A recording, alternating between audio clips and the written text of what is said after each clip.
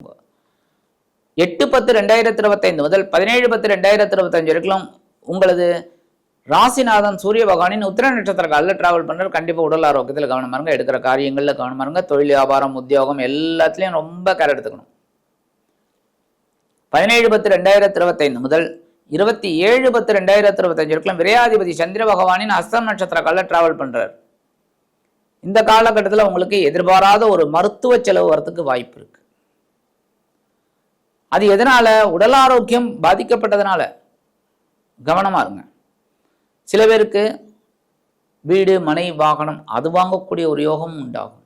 ஏன்னா விரையாதிபதியில் ஏதாவது ஒரு வகையில் விரயத்தை கொடுப்பார் சுக்கிர பகவான். எப்படி? அந்த வீடு வாங்கணும் மனை வாங்கணும் அப்படின்னா நல்ல வில்லங்கம் இல்லையா எல்லாம் பார்த்து பேப்பர்லாம் பார்த்துட்டு வாங்குறது நல்லது.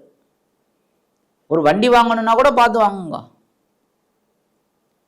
அதேமாதிரி சில பேருக்கு விலை உயர்ந்த பொருளை வாங்குறதுக்காகவே கடன் வாங்க நேரிடலாம். கண்டிப்பா எல்லாரும் கையில காசு வச்சுட்டு இறங்கின்னு இருக்காங்க, இல்லை, கடன் வாங்குற மாதிரி ஒரு சிச்சுவேஷன் வரும். அந்த கடன் விஷயத்துல கவனமா இருங்க.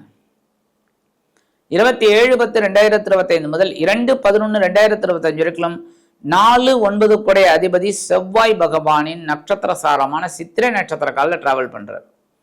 இந்த நேரத்தில் உறவினர்கள் மூலமா கொஞ்சம் குழப்பம் இருக்கும். அதுமாதிரி இந்த வெளியூர்ல வெளிநாடு போகக்கூடிய ஒரு வாய்ப்பு இருக்குன்னாலும் அது நம்ம போனால் கரெக்டாக இருக்குமா அப்படிங்கிறத நீங்கள் கரெக்ட் பண்ணிட்டு போகணும். சரியா? இல்லைன்னா அது வீண் அலைச்சலாக இருக்கும். ஒன்றும் இல்லை, ஒரு மார்க்கெட்டிங்கில் இருக்கீங்க, ஒரு ஆர்டர் பிடிக்கணும் தொழில் விஷயமா, இங்கேருந்து ஒரு ஹைதராபாத் போகிறீங்க, இல்லைன்னா பாம்பே போகிறீங்க, இல்லை டெல்லி போகிறீங்க, ரைட்டு. அந்த பர்டிகுலர் பர்சனோட நல்லா பேசிட்டு கரெக்டாக கன்வே பண்ணி அதுக்கப்புறம் போயிட்டு வாங்க. இல்லை அப்படின்னா வீண் அலைச்சல். நேராக போய் இறங்குவீங்க, அவன் இல்லை அவன் வெளியில் போயிட்டான்பாங்க. அப்போ உங்களோட அலைச்சல் வீண் அலைச்சல் ஆகிடும். அதனால் திட்டமிட்டு செயல்படுத்துறது நல்லது.